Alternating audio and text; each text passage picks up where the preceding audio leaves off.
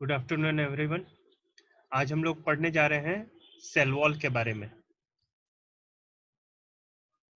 पिछले क्लास में थोड़ा बहुत इसके बारे में बताया गया था और बताया ये गया था कि ये जो है ये नॉन लिविंग रिजिड स्ट्रक्चर है जो कि 5 किंगडम क्लासिफिकेशन में से 5 तरह के जो जीवों का वर्गीकरण किया गया था, मोनेरा, प्रोटिस्टा, फंगी, प्लांट और एनिमल। इनमें से 3 में, मोनेरा में, फंगी में और प्लांट के सेल में, ये चारों ओर एक रिजिड वॉल होता है जिसको हम लोग सेल वॉल कहते हैं। काम क्या करेगा? ये मैकेनिकल स्ट्रेंथ देता है, क्योंकि सेल जो है उसके अंदर सबसे पहले जो सभी सेल्स में जो मौजूद रहता है वो बायोलॉजिकल मेम्ब्रेन होता है। मेम्ब्रेन बहुत ही डेलिकेट होता है, लिपिड का स्ट्रक्चर है। तो इन्वायरमेंट में एग्जिस्ट करने के लिए जहाँ पर बहुत तरह के चुनौतियां रहती हैं, उसको झेलने के लिए ये एक मैकेनिकल रिजिड स्ट्रक्चर्स जो है बहुत तरह के जीव अपने सेल के चारों ओर डेवलप करके अपनाए हैं। तो ये जो है इसका काम बस केवल और केवल मैकेनिकल जो डैमेज है उसको रोकने के लिए किया जाता है। अब मैकेनिकल डैमेज को अगर ये रोक रहा है तो जाहिर सी बात है कुछ जीवों को अटैक करने से भी रोक देगा। इसके अलावा अ, सेल के सेल के अंदर से जब दूसरे सेल जो है वो इंटरैक्ट करने की कोशिश करते हैं अपने नियर बाय सेल के साथ, तो वहां भी ये दोनों मेम्ब्रेन के अंदर से प्रोटीन निकल के ये through the plasma membrane through the cell wall एक दूसरे के साथ कनेक्ट होते हैं। तो ऐसे में हम ये भी कह सकते हैं कि सेल टू सेल इंटरैक्शन भी ये सेल वॉल प्रोवाइड करता है। इसके अलावा ये सेल वॉल जो है ये पोरस स्ट्रक्चर है। पोरस स्ट्रक्चर कहने का मतलब इसमें बहुत सारे होल्स होते हैं, छोटे छोटे महीन होल्स होंगे, जिसके कारण इसको हम कह सकते हैं these are semi permeable in nature. So keeping everything in mind, क्या कह सकते हैं कि सेल वॉल जो है ये मैकेनिकल स्ट्रेंथ देता है, इन्फेक्शन से बचाता है, इसके अलावा सेल टू सेल इंटरैक्शन में मदद करता है और ये सेमी परमिएबल होगा। कंपोजिशन ऑफ सेल वॉल, अब देखिए काम तो सभी एक ही तरह का हो रहा है, लेकिन सभी तरह के जीवों में इसका कंपोजिशन अलग अलग हो जाता है। हालांकि एक ही तरह के जीव में भी कंपोजिशन की वेरिएशन होती है, अगर उसको माइन्यूटली देखा जाए तब। मोटे तौर पर अगर देखा जाए तो जितने तरह के जीव हैं उतने तरह के वेरिएशंस आपको दिखेंगे। यहाँ हम लोग 3 तरह के जीव के बारे में बात कर रहे थे, मोनेरा, फंगाई और प्लांट्स। तो मोनेरा जैसा कि हम लोग पहले भी पढ़ चुके हैं, मोनेरा जो है उसके अंदर पेप्टिडोग्लाइकेन जो है उसका बना हुआ सेल वॉल होता है। In Monera, the cell walls are made up of peptidoglycan. Then coming to fungi, fungi में क्या होगा? फंगी में ये 2 तरीके के चीजों का बना होता है, काइटिन और ग्लूकैन। अब देखिए काइटिन जो है वो ऑर्थोपोड्स में भी मिलता है और ग्लूकैंस जो है वो प्लांट्स में भी मिलता है।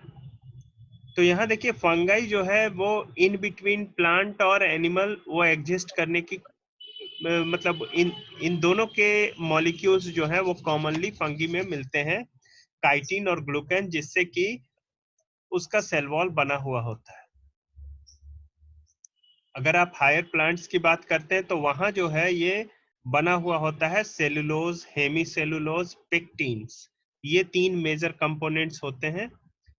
इसके अलावा जो लोअर प्लांट्स हैं, लोअर प्लांट्स कहने का मतलब छोटे हाइट में नहीं, इन इवोल्यूशन में जो पीछे रह गए, जैसे अलगी, ना उसमें ट्रू लीव होता है, न ट्रू स्टेम होता है, न ट्रू रूट होता है, अभी बहुत ही पिछड़े तरह के प्लांट है, जिसको आप साधारण भाषा में काई भी कह सकते हैं। तो ये जो अलगी है, इसमें जो सेल वॉल है वो सेलुलोज, गैलेक्टेंट्स, मैनन, इन सब चीज का बना होता है। मिनरल वाइज भी ये काफी रिच रहता है। अब देखिए जितने भी सेल वॉल हैं उसमें प्लांट के हों, फंगाई के हों, जिसके भी हों, कई एक स्पेसिफिक जो सेकेंडरी मेटाबोलाइट कहते हैं वैसे मेटाबॉलिज्म के प्रोडक्ट को, जो कि जिनका डायरेक्टली कोई इन्वॉल्वमेंट उनके मेजर पाथवेज में नहीं होता है। मेजर पाथवेज मतलब अ, जिसके एब्सेंट होने की वजह से वो ऑर्गेनिज्म जो है वो मर सकता है। तो ऐसे को हम लोग प्राइमरी पाथवेज कहते हैं। तो प्राइमरी पाथवेज नहीं, अगर वो सेकेंडरी पाथवेज में काम आ रहे हैं, मतलब कोई स्पेसिफिक गुण प्रोवाइड कर रहे हैं, अगर गुण नहीं भी रहा तो भी चलेगा, तो ऐसे जो मेटाबॉलिक प्रोडक्ट्स होते हैं उसको हम लोग सेकेंडरी मेटाबोलाइट्स कहते हैं। तो सभी जितने भी जीव हैं, जितने भी मतलब जितने भी ऑर्गेनिज्म आप अभी देख रहे हैं, ये सभी क्या करते हैं, कुछ ना कुछ सेकेंडरी मेटाबोलाइट्स जो है वो अपने सेल वॉल में डिपॉजिट कर देते हैं। और यही सेकेंडरी मेटाबोलाइट्स जो है वो हम लोग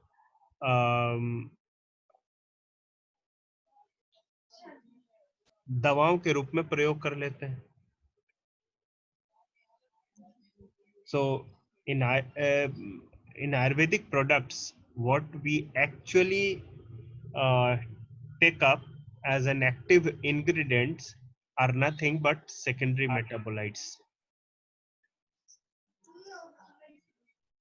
Coming to the structure of cell wall, अभी हम लोग केवल यहाँ पे प्लांट सेल वॉल को देख रहे हैं, क्योंकि मोनेरा के सेल वॉल हम लोग पहले पढ़ चुके हैं।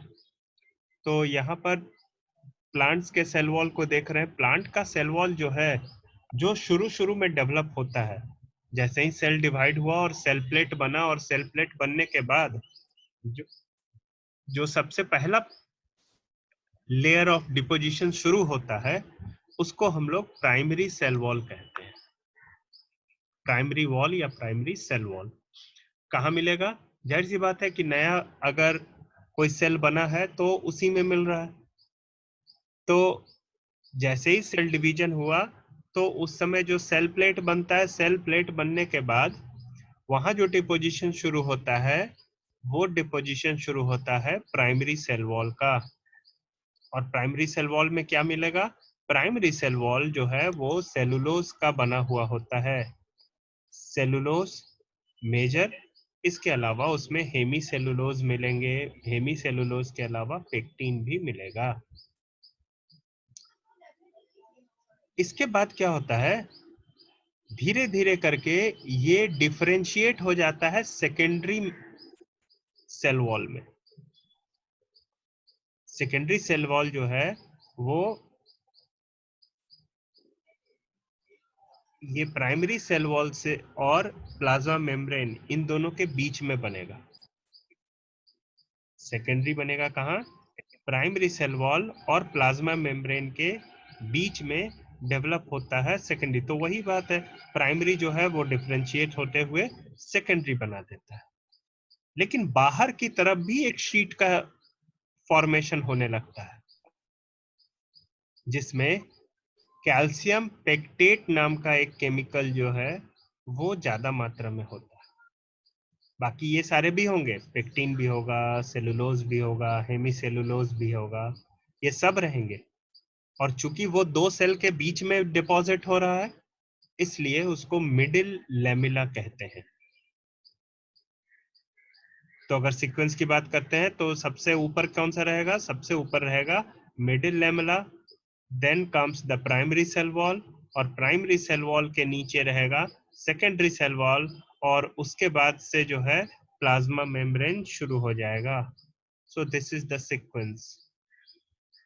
Middle lamella, primary cell wall, secondary cell wall, and then plasma membrane. Never get confused with middle lamella exists in between primary and secondary. No, it's wrong. Middle lamella is the outermost. Why it is called middle? Because it exists between two neighboring cells. Coming further. So with this, we are ending with the cell wall. So after cell wall, just a minute.